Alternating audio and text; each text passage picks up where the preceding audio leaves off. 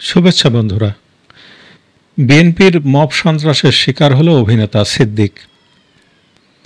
কণ্ঠশিল্পী আসিফ আকবর এক সময়ের অনেকের শৈশব কৈশোরের প্রিয় শিল্পী।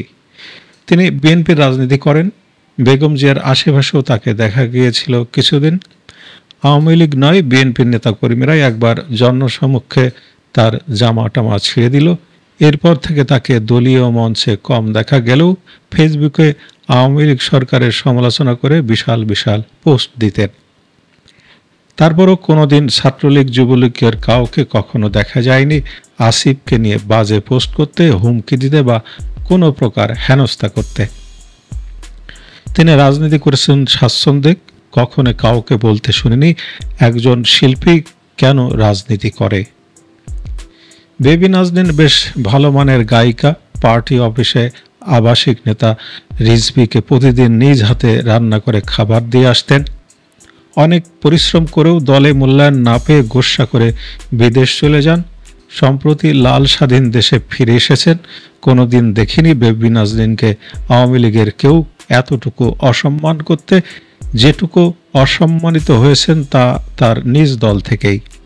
বেবি নাজনীন শিল্পী হয়ে রাজনীতি করলেও তখন কেউ কোনো প্রশ্ন তোলেননি। মনির খান খুব চেষ্টা করেছিলেন বিএনপি থেকে মনোনয়ন পেতে। দলের হাইকমান্ড তাকে মনোনয়ন না দিলে গোস্বা করে রাজনীতি ছেড়ে তিনি গান ও চাকরির জগতে ফিরে যান। গাজীপুরে গড়ে তোলেন বিশাল খামার বাড়ি। দলের প্রতি অভিমান থেকে তারেক জিয়াকে কটাক্ষ করে একখান হিট গানও বানিয়ে ফেলেন। বিগত 17 বছর ফ্যাসিবাদের আমলে কখনো মনির খানকে কোনো কিছু নিয়ে শঙ্কিত হতে হয়নি। শিল্পী হয়ে সরকার বিরোধী রাজনীতি করলেও কোনো বিষয়ে বেগ পেতে হয়নি তাকে। ন্যান্সি বিয়ের স্বাধীনতা না থাকায় বিগত সরকারের উপর তার বেজায় অভিমান। যদিও সুযোগ বুঝে 6টির মতো বিয়ে সেরে ফেলেন। টাকা পয়সা লেনদেন নিয়ে আসিফের সাথে একবার বিশাল ঝামেলাও হয়। তারপরও বিগত আমলে তিনি ছিলেন নির্ভেজাল ও বহাল তবিয়তে।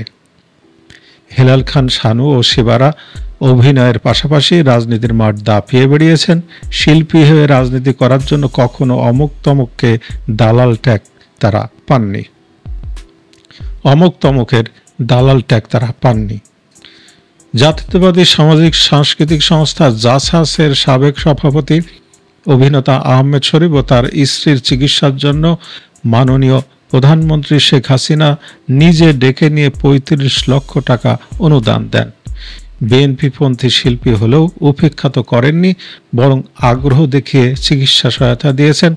রাজনীতির দ্বন্দ্বের মধ্যে মানবতাকে বিসর্জন দেননি শেখ হাসিনা। আজীবন বিএনপি রাজনীতি করা সুরকার ও গীতিকার শ্রদ্ধেয় গাজী মাজহারুল আনোয়ার আওয়ামী লীগের আমলে আওয়ামী লীগের সময়ে 21 পদক পেয়েছেন। পক্ষান্তরে রিয়াজ, ফেরদৌস, রোকেয়া প্রাচী, সোহানা সাবা, জ্যোতিকা জ্যোতি, সাইমন, শাওন, সাজু খাদেম, সিদ্দিক, শমিকা ইসার প্রমুখ শিল্পীরা যখন রাজনীতির মাঠে আসলো তারা হয়ে গেল আওয়ামী লীগের দালাল, দোসর। তারা কেন রাজনীতি করবে?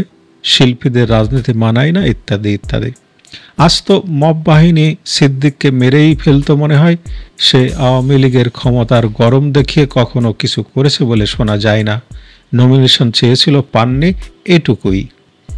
আজ শিল্পীরা যখন হামলা মামলার শিকার হচ্ছেন তখন অন্যান্য শিল্পী, সচেতন নাগরিক ও সুশীল সমাজ সব মুখে কলু পেটে বসে আছেন। আগে হালকা সুরসুরিতে ঠিক দাঁড়িয়ে যেত, এখন প্রবল ঝাঁকুনিতেও তাদের কোমর ও মেরুদণ্ড সোজা হয় না। কেন? তারা ডলারে বিক্রি হয়েছিলেন। কারা কারা কত টাকায় বিকিয়েছেন তার একটা হিসেব পাওয়া যায় বিভিন্ন সূত্রে। তৃষা ও ফারুকী আওয়ামী লীগ সরকারের আমলে সর্বোচ্চ সুযোগ সুবিধা নিলেও লাল স্বাধীন দেশে সর্বোচ্চ পুরস্কার বাগিয়ে নিয়ে উপদেষ্টা হয়ে ফারুকী এখন লাল ছড়ি ঘোরাচ্ছেন। অবাক বাংলাদেশ। সামনে কিন্তু এমন দিন থাকবে না, সময় সব বুমেরাং হয়ে ঠিক ফিরে ফিরে আসে। ভালো থাকবেন বন্ধুরা।